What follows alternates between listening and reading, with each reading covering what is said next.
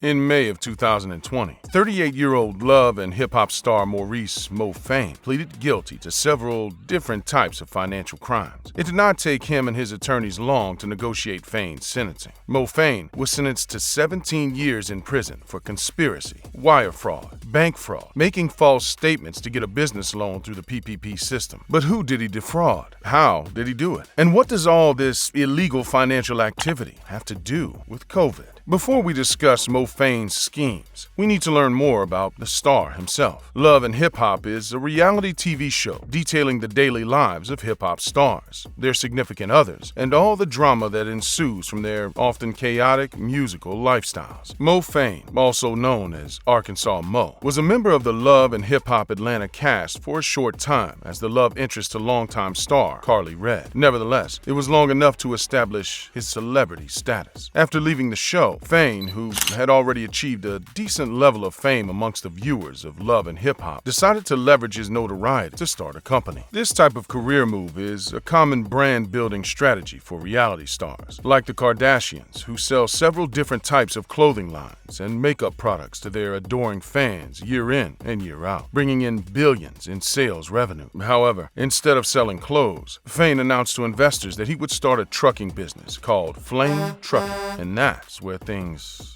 all went wrong. Fayne eventually got 20 investors to pour millions of dollars into his trucking business in return for a stake in the company. By the nature of investing, they expected to be paid back in future profits. But once Fayne received the capital, he went on a spending spree. On one trip to a casino in Oklahoma, Fayne blew over $5 million. He spent the rest funding his lavish lifestyle, gaining the impression that the reality TV star was still living the high life. Perhaps he wanted to prove he could make it as an entrepreneur and wasn't just riding the coattails of reality TV. Ironically, Fayne also used his investors' money to pay off personal debts, while almost no money went into funding his trucking business. With all of his investors' money tied up in casinos and other luxuries, the Ponzi schemer needed to find a way to pay them back. Speaking of bad decisions, let's talk about bad habits real quick. This guy definitely needed to get his bad habits under control. We all know he wouldn't have felt the need to run a scam if he'd only developed proper finance habits.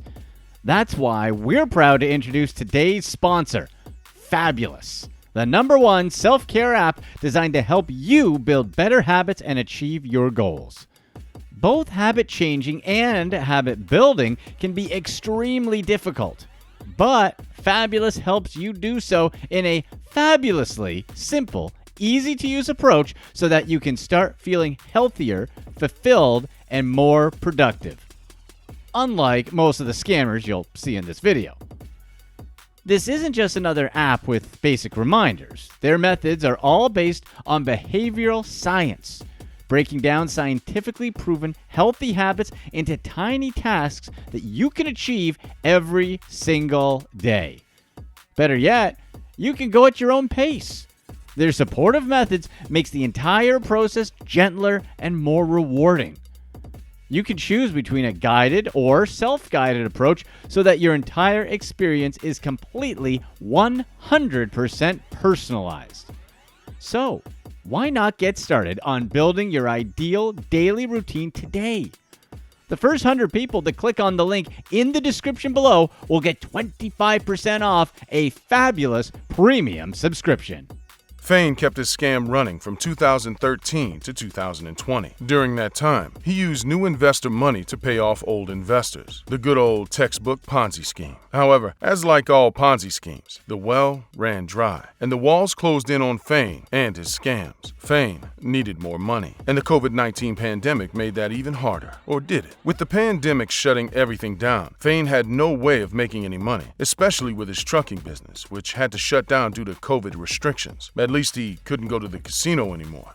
So we guess that helped in a roundabout way. Then on April 3rd, 2020, the United States government created the PPP loan program. For Fayne, the PPP loan was his way out. Acting U.S. Attorney Kurt R. Erskine had this to say, quote, Fayne planned to use the PPP program as a cover for his long-running Ponzi scheme. The funds the program supplies serve as a lifeline to many businesses trying to stay afloat during the pandemic. Unfortunately, his fraud helped deplete those precious dollars. The pandemic pandemic put many Americans in a tough spot financially. Many working people lost their jobs. Business owners lost their income stream and built up significant amounts of debt in the process. To help those affected by the shutdown and economic turmoil, the government offered aid to businesses so they could pay their employees and expenses. This aid has come through PPP loans, which stands for Paycheck Protection Program. To get a PPP loan, all you would need to do is verify the needs of your business through legal documents that detail the numbers on your payroll. If you can prove that you lack the funds to pay your employees, the government will issue you a forgivable loan. If you use the money to pay your employees and business expenses only, then you don't have to pay it back. While the PPP loans kept small businesses afloat, they opened the doors to scammers and con artists alike. The amount of money you received was based on your monthly payroll expenses. The more employees you have, the more you spend on payroll. The more you spend on payroll, the bigger your PPP check is from the government.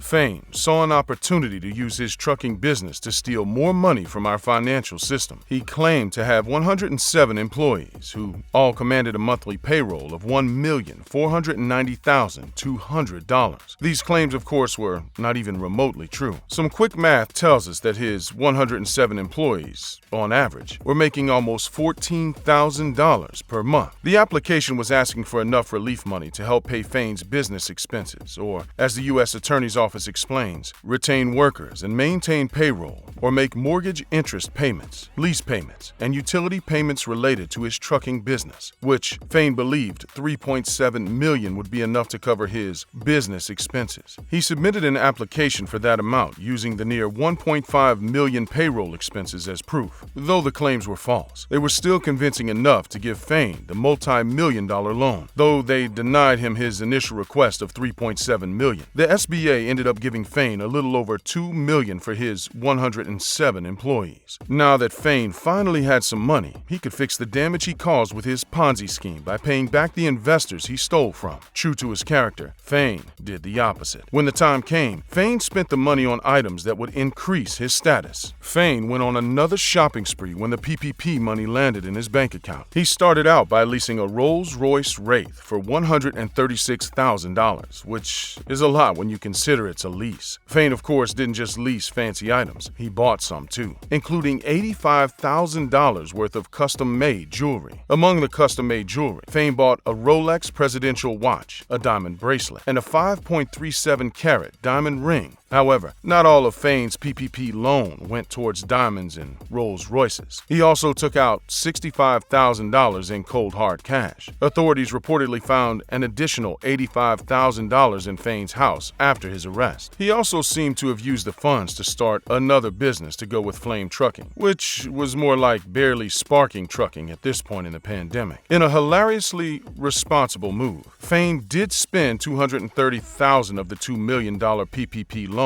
to keep his Ponzi scheme going. But he did that just to get people off his back. In addition to the $230,000, Fain spent an even smaller fraction, roughly $50,000, to finally pay off restitution in a fraud case from way back. He even paid off some of his debts, including $40,000 in past due child support money he owed. But despite some of the money going towards repaying victims of his scheme, the $200,000 plus wasn't enough to cover up the millions he owed to investors. Eventually, the FBI started investigating Fain, finally discovering the obvious irregularities in his financial activities after he obtained the PPP loan in the spring of 2020. A year later, in the spring of 2021, Fain was charged and sentenced to 17 years on all counts. Chris Hacker, an FBI special agent in Atlanta, said Fain was used as an example of what will happen to anyone who steals from emergency relief programs. Fain didn't just steal from the taxpayers' pockets. He stole from struggling business owners who were more deserving of that money. You know, owners that weren't reality TV stars running illegal Ponzi schemes. It's plausible that Fain would not have been able to raise more money and continue his Ponzi scheme